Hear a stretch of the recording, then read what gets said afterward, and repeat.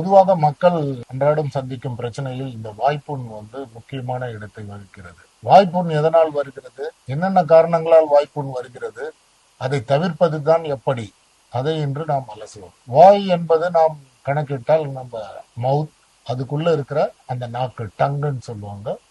டங்கோட side pillars எல்லாம் சொல்லுவாங்க. அடிப்படையா உள் தொண்டை அந்த மாதிரி சொல்லுவாங்க. இது போன்ற இடங்களில் ஏற்படும் அல்சர், புண்கள், அதிலிருந்து ஒரு துர்நாற்றம் அடிக்க ஆரம்பிக்கும். நாம் மற்றவரிடம் பேசும் பொழுதே ஒரு அச்சத்துடனே பேசுவோம். பிரஷ் ஒழுங்கா நம்மளால பண்ண முடியாது, ஏன்னா பெயின்ஃபுல்லா இருக்கும். சாப்பிட முடியாது, ஏன்னா எரிச்சல் ஜாஸ்தியாக இருக்கும். காரம் துளி கூட எடுத்துக்கொள்ள முடியாது. இது போன்ற பிரச்சனைகள் எதனால் வருகிறது என்று பார்த்தீங்கன்னா, சரிவர உணவு நாம் எடுத்துக்கொள்ளவில்லை என்றால், அதாவது நியூட்ரிஷனல் ப்ராப்ளம் என்று சொல்லுவோம். உணவில் தேவையான அளவு விட்டமின் சத்து, நீர்ச்சத்து மற்றும் நாம் அன்றாடம் எடுத்துக்கொள்ளும் உணவில் இருக்கும் எல்லா நார்ச்சத்துக்கள் மொத்தம் அதில் எல்லாம் உள்ளே இருக்கும் விட்டமின் சத்துக்கள் குறைபாடு எழும்பொழுது இந்த வாயில் புண் ஏற்படுவதற்குண்டான வாய்ப்புகள் அதிகமாக உள்ளது. பின்பு பாத்தீங்கன்னா, நார்மலா இன்னைக்கு இருக்கிற இந்த சூவிங் ஹேபிட், லைக் புகையிலைகள், சில வெத்தலை பாக்கு போடுவாங்க, சில பேருக்கு போதை வஸ்துக்கள், அது மாதிரி எல்லாம் நிறைய பேர் போடுறது, அதை அங்கேயே வைத்துக் கொள்வது, அந்த இருக்கும் மியூகோசான்னு சொல்லுவோம், உள் சுவர்கள் இருக்கும் அந்த சதைகள் கொஞ்சம் கொஞ்சமாக டேமேஜ் ஆகி ஏற்படும் அல்சரினால் நிச்சயமாக பிற்பகுதியில் நமக்கு கேன்சர் என்ற ஒரு கட்டி உருவாவதற்கு உண்டான அனைத்து வாய்ப்புகளும் இருக்கும். அதனால்தான் அரசாங்கமும் சரி, பொதுநல ஆர்வலர்களும் சரி, மருத்துவ உலகமும் சரி, இது போன்ற பொருட்களை நாம் வாயில் வைத்துக்கொண்டு மென்று அது போன்ற பழக்கத்துக்கு நாம் ஆளாகக்கூடாது என்பதுதான் இங்கு சொல்ல வரும் கருத்து. அடுத்தது முக்கியமான விஷயம் என்று பார்த்தால், உங்களுக்கு கேஸ்ட்ரோ இன்டெஸ்டினல் டிசீஸ்.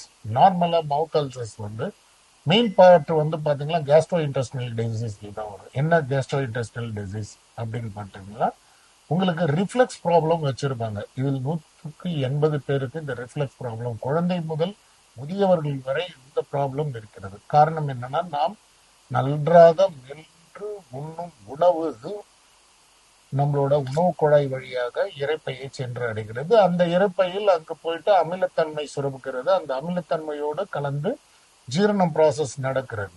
கீழே போன உணவு எக்காரணத்து கொண்டும் ரிவர்ஸ்ல திரும்ப மேலே வரக்கூடாது. சில நேரங்களில் அது போன்ற உணவுகள் அமிலத்தோடு மிக்ஸ் ஆகிவிட்டு மேலே வரும். காரணம் பார்த்தீங்கன்னா, நாம் அளவுக்கு அதிகமாக உண்டுங்கள். அடுத்தது, உணவு அறிந்த பிறகு அது ஜீரணமாக வேண்டும் என்று பெவரேஜஸ் ட்ரிங்க், சோடா போன்ற பெவரேஜஸ் ட்ரிங்க் நம்ம எடுத்துக்கொள்ளுதல். அடுத்தது சாப்பிட்ட உடனே நாம் போய் படுத்துக் கொள்ளுதல். ஸோ இதனால என்ன ஆகணும்னா, இந்த ஃபுட்டு ஸ்டமக்ல இருந்து உங்களுக்கு ஃபுட் பைப்புக்கு மேல வராது இருக்கிறதுக்கு மசில்லையே ஒரு ஸ்பிங்டர் நல்ல கண்ட்ரோல் இருக்கும், ரிவர்ஸ் ஆகாது இருக்கிறதுக்காக. சில நேரங்களில் இது மாதிரி நம்மளுடைய தவறான பழக்கங்களால் சாப்பிட்ட உடனே படுத்துறது, வயிறு ஃபுல்லா சாப்பிட்ற பழக்கங்கள்லாம் இந்த ஸ்பிங்டர் லூஸ் ஆயிடும். ஸோ அதனால என்ன ஆகுனா, ஃபுட்டு இந்த ஆசிடோட மிக்ஸ் ஆகி ரிஃப்ளெக்ட் ஆகி மேலே வந்துடும்.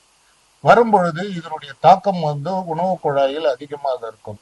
அமிலத்தன்மை வயிறில் இருக்க வரைக்கும் அதற்கு அதை நியூட்ரல் பண்றதுக்கு உண்டான வழிமுறைகள், அங்க இருக்கும் திரவங்கள் எல்லாமே நியூட்ரல் பண்றதுக்கு இருக்குது. ஆனால் ஃபுட் பைப்ல வரும்போது அது போன்ற அதை நியூட்ரல் பண்ற எஃபெக்ட் எதுவும் கிடையாது. அதனால் நேரடியாகவே அந்த உணவு குழாயை இது தாக்கும், அங்கு அல்சர்களை உற்பத்தி செய்யும். இதனால் என்ன ஆகும் என்றால், அது நம் மவுத் வரைக்கும் நமக்கு அந்த ரிஃப்ளெக்ஸோட எஃபெக்ட் பாத்தீங்கன்னா, நம்மளோட மூச்சு குழாய், வாய்ப்பகுதி, நம்மளோட டங்கு, அங்கெல்லாம் பல்வேறு அல்சர்கள். அப்புறம் நம்மளோட பேசும் பொழுது நம்மளோட வாய்ஸ் சேஞ்ச் ஆகுறது, ஹார்ட்னஸ் ஆஃப் வாய்ஸ், சில நேரத்தில் காஃப், இது போன்ற பல காரணங்கள் நமக்கு ஏற்பட வாய்ப்பு இருக்கிறது. ஸோ இதை தவிர்க்க வேண்டுமான அளவோடு உணவு எடுத்துக்கொள்ள வேண்டும். சாப்பிட்டவுடன் உறங்கக்கூடாது. உணவில் நிறைய கீரை, காய்கறிகள், பழ வகைகள் எடுக்க வேண்டும். காலை உணவு நல்ல உங்களுக்கு பிடித்த உணவை எடுத்துக்கொள்ள வேண்டும். மதிய உணவில் சரியான காய்கறிகள் எடுத்துக்கொள்ள வேண்டும். இரவு உணவு அளவோடு தான் எடுக்க வேண்டும். ஸோ இது போன்ற வழிமுறைகளை நீங்கள் பின்பற்றினால் இந்த போன்ற ரிஃப்ளெக்ஸ்களை நீங்க தவிர்த்து விடலாம். தினமும் நீங்க எடுக்கும் உணவில் இந்த விட்டமின் சத்துக்கள், இந்த புரோட்டீன், கார்போஹைட்ரேட், கொழுப்பு நிறைந்த உணவுகள், இது போன்றதை நாம் எவ்வளவு அளவு எடுக்க வேண்டும் என்ற கணக்கை வைத்துக் கொண்டு இதையெல்லாம் நாம் தவிர்த்து விட்டு சரியான நேரத்தில் சரியான உணவை சரியான ஊட்டச்சத்து நிறைந்த உணவை எடுத்துக்கொண்டால் இது போன்ற மவுத் அல்சர்கள் வராது. முக்கியமாக அதிகமாக இது போன்ற காரணங்களால் வரும் அல்சர்கள் நிச்சயமாக கேன்சராக மாறாது. இந்த போதைப் பொருட்கள், புகையிலை பொருட்கள், மாவா போன்ற பொருட்கள் நாம் அங்கே உள்ளே வைத்திருக்கும் பொழுது நிச்சயமாக இது ஏற்படுத்தும் அல்சர் கண்டிப்பாக இது கேன்சராக தான் மாறும். அது கேன்சர் வைத்தியம் பண்ணி அவருடைய லைஃப் ப்ராப்ளமே பாதிக்க உண்டான காரணங்கள் இதன் மூலம் நம் வருவதற்கு வாய்ப்பு இருக்கிறது. ஸோ மக்கள் நன்றாக இதை அறிந்து கொண்டு மேலும் உங்களோட உணவு முறையும் பழக்க வழக்க முறையிலும் நீங்க ஆல்டர் செஞ்சீங்கன்னா கண்டிப்பாக நிச்சயம் உங்களுக்கு இது போன்ற வாய்ப்புகளிலிருந்து நீங்கள் விடுபடலாம்.